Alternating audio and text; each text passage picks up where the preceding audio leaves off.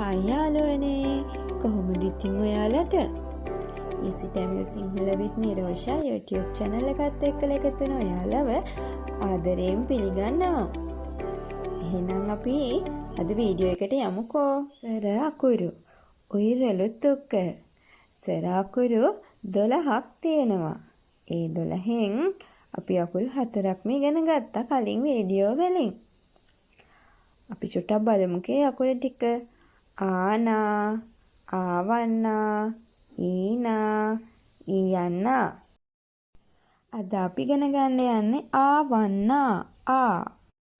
අපේ පළවෙනි වචනේ තමයි ආද. ආද. එළුවා. ආද. ආමෙයි. ආමෙයි. ආමෙයි කියන්නේ ඉබ්බා. ආමෙයි. ආන්දෙයි. ආන්දෙයි. බකමූණා. ආන්දෙයි. ආර.